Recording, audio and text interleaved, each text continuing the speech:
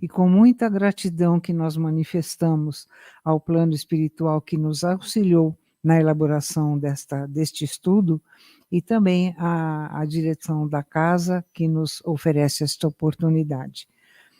Como eu disse à nossa irmã Regina, o tema nosso é o mais leve possível para o Evangelho, né? Injúrias e violências. Então, vamos lá. O que é injúria? Injúria é a ação de ofender a honra e a dignidade de alguém. Significa o mesmo que ofender outra pessoa. Tem origem na palavra injustiça e corresponde àquilo que é injusto, o contrário do que é direito. Em termos penais, o direito define a injúria como um dos crimes contra a honra, assim como a calúnia e a difamação. É o ato ou dito ofensivo que representa algo desonroso para a outra parte. Injuriar é atribuir palavras ou qualidades ofensivas a alguém, expor defeitos ou opiniões que desqualifiquem a pessoa, atingindo sua honra e a sua moral.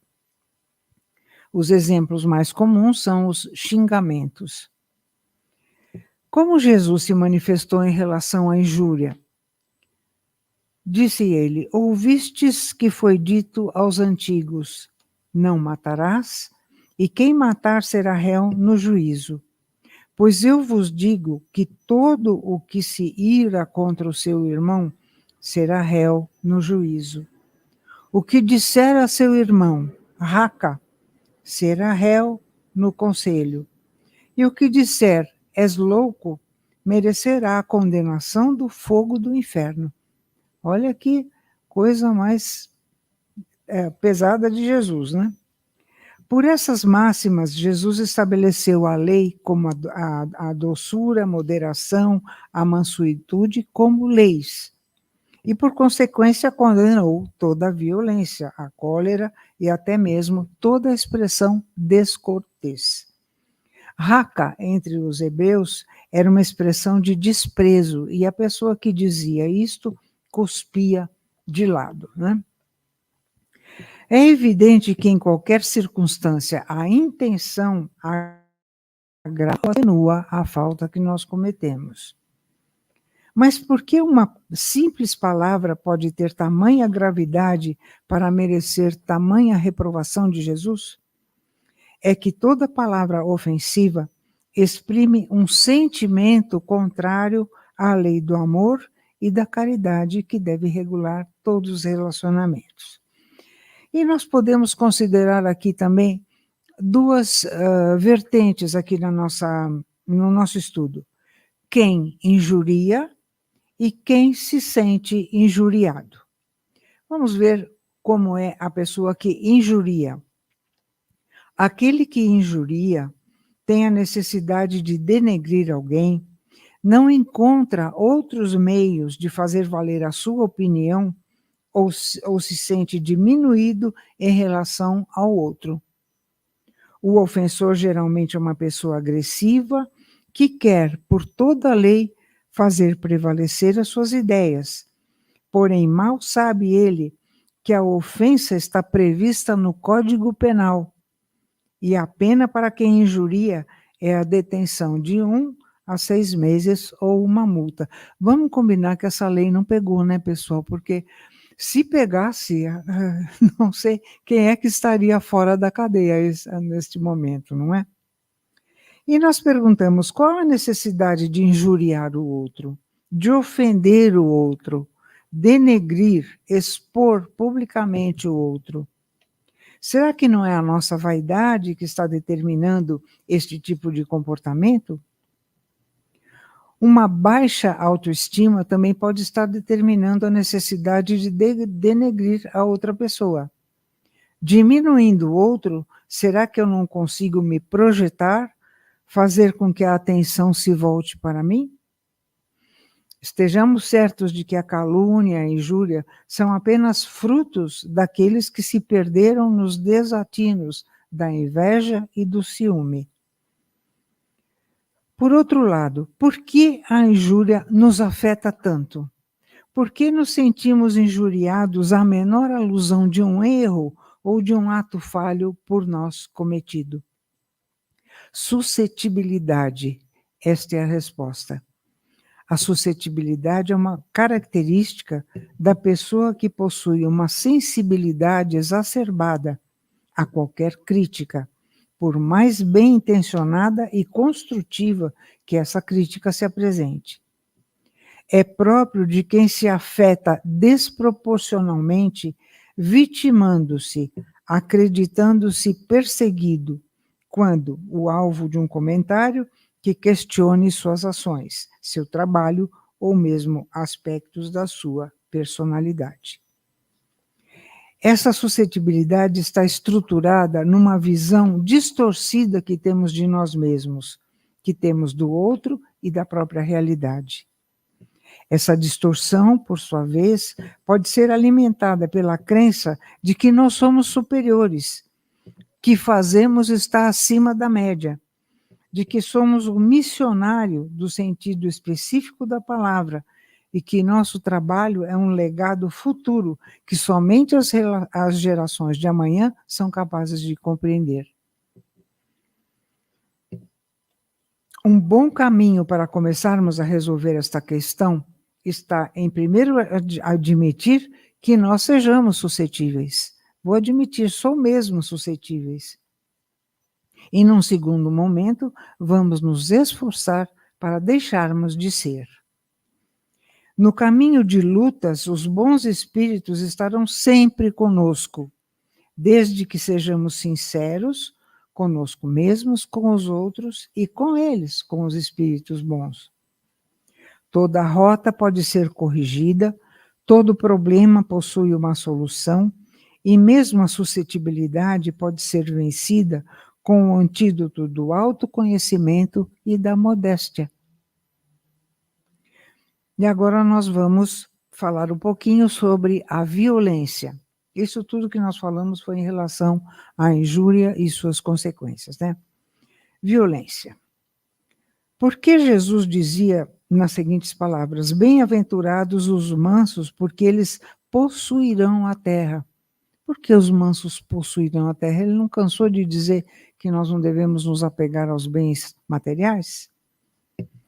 O Evangelho segundo o Espiritismo ensina: ao esperar os bens dos céus, o homem necessita dos bens da terra para viver. O que Jesus recomenda, portanto, é que não demos aos bens materiais uma importância maior do que os bens dos céus. Ele quer dizer que até agora os bens da terra foram tomados pelos violentos em prejuízo dos mansos e pacíficos. E a justiça, então, será feita aos mansos e pacíficos, porque eles herdarão a terra. A nossa irmã Ana Luísa Nazareno, da Federação Espírita do Maranhão, teceu algumas considerações a respeito da violência. Ela fala da violência na visão espírita. Nós tiramos alguns trechos da palestra dela. E ela diz assim: a violência tem aumentado consideravelmente nos nossos dias. Às vezes nos questionamos se hoje o mundo está mais violento que antes, mas o que percebemos é a facilidade dos meios de comunicação que nos fazem saber das notícias no momento em que essas notícias estão acontecendo. Esse aumento significativo da violência nos centros urbanos faz-nos pensar que não houve um retrocesso no processo evolutivo. Mas, como sabemos, o espírito não retrograda nessa caminhada em direção ao progresso. O fato nos comprova que está havendo uma incidência muito grande na reencarnação de espíritos ainda dominados por instintos, sem noção razoável do bem e do mal, com ausência do senso moral. Obedecendo apenas aos impulsos primários, cometem toda sorte de violência sem remorso. espíritos endurecidos, ainda ligados ao mal, percebendo que não voltarão tão cedo a reencarnar na Terra, nesta nova fase de regeneração, dedicam-se a toda a ordem de desmandos, tentando dificultar a implantação do reino de Deus, em definitivo, primeiro em nós e depois no novo mundo que começa a se vislumbrar. Aqueles que tiveram sua última chance de reencarnar nesse período de transição e não estão aproveitando, vão se deixando envolver facilmente por esses irmãos que não querem a volta de Jesus, criando um clima de muitas dores, ainda de muita violência. Joana de Ângeles nos diz que o violento deve ser examinado como alguém perturbado em si mesmo, em lamentável processo de agravamento. Não obstante, a agressividade, a violência merecem tratamento que procede do espírito. Então, esse tratamento deve ser dirigido também ao espírito. No Livro dos Espíritos, Kardec pergunta aos espíritos superiores se a sociedade dos homens de bem se verá algum dia expurgada dos seres malfazejos. E os espíritos responderam que a humanidade progride. Esses homens em que o instinto do mal domina e que se acham deslocados das pessoas de bem, desaparecerão gradualmente. Alegremos-nos, portanto, queridos irmãos, porque equipes de apóstolos da caridade do plano espiritual, segundo Manuel Filomeno de Mendonça, de Miranda, perdão, também descem ao planeta, a fim de contribuir em favor das mudanças que devem operar-se em nós, atendendo aqueles que se encontram atormentados para melhorar a psicosfera vigente, desse modo facilitando o trabalho dos mensageiros de Jesus. Na questão 1019 do Livro dos Espíritos, Kardec interroga os benfeitores espirituais. Poderá jamais implantar-se na Terra o reinado do bem? E eles esclarecem. O bem reinará na Terra quando entre os espíritos que a vêm habitar, os bons predominarem, porque então farão que aí reine o amor, a justiça, fonte do bem e da felicidade. No livro Transição Planetária, Manuel Filomeno de Miranda esclarece: a violência, a sensualidade, a abjeção, os escândalos, a corrupção atingirão níveis dantes jamais pensados, enquanto as enfermidades degenerativas, os transtornos bipolares de conduta, as cardiopatias, os cânceres, os vícios e os desvarios sexuais clamarão por paz, pelo retorno à ética, à moral, ao equilíbrio. Frutos das paixões das criaturas que lhe sofrerão os efeitos em forma de consumpção libertadora, lentamente surgirão os valores da saúde integral, da alegria sem jaça, da harmonia pessoal, da integração no espírito cósmico da vida. Então, vamos esperar. Esperar não, eles já estão aí, né? Vamos esperar que atuem em nós para nos ajudar a nos corrigirmos também. Esse é o primeiro objetivo. Joana de Ângeles trata a violência como loucura. Algumas considerações da benfeitora. Entre as expressões do primarismo no mercado das paixões humanas, destaca-se com realce a violência espalhando angústia e dor. Em onda volumosa, arrasa, deixando destroços por onde passa, alucinada. Não apenas gera aflição quando desencadeada, mas provoca reações equivalentes em sucessão quase incontrolável. É aquela nossa frase famosa: violência gera violência. e assim vai, num crescendo, perturbando, destruindo. E todo empenho em favor da preservação dos valores morais deve ser colocado a serviço da paz como antídoto à força devastadora da violência. E nós ainda perguntamos, por que nós nos violentamos? Baseados em que nós nos violentamos? Baseados nos outros? Baseados na moda? Baseado em certas doutrinas? E será que nós estamos sem esperança para nós combatermos essa praga que nos ameaça? A própria Joana de Ângeles nos dá alguns conselhos para controlarmos a violência em nós. Pequenos exercícios de autocontrole terminam por criar hábitos de não violência. Disciplinas mentais e silêncios fortalecidos pela confiança em Deus geram a harmonia que impede a instalação desse desequilíbrio.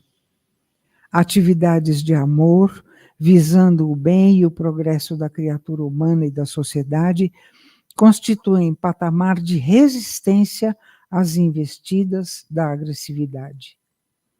Reflexões em torno dos deveres morais produzem a conscientização do bem, gerando o clima que preserva os sentimentos de fraternidade. A violência de qualquer natureza é atraso moral, síndrome do primitivismo humano remanescente. O homem e a mulher estão fadados à paz, à glória estelar. E ela nos pede, liberta-te daqueles remanescentes agressivos que terminam insuflando-te reações infelizes. Se te compraz ainda mantê-los, tenha coragem de agir, superando-os ou domando-os, e contribuirás para o apressar do progresso humano. Como não te é lícito convir com o erro, ensina pela retidão os mecanismos da felicidade, evitando a ira, a cólera e o ódio. Pensa em Jesus e em qualquer circunstância, interroga-te como ele agiria se estivesse no teu lugar. Tentando fazer isso, lograrás imitá-lo, fazendo como ele, sem nenhuma violência. Procuremos então pacificar a nossa alma, para que a nossa conduta nos prepare para herdarmos a terra, como Jesus prometeu aos mansos e pacíficos. Muito obrigado pela sua atenção e vamos agora acompanhar a nossa irmã Alice na condução da reunião.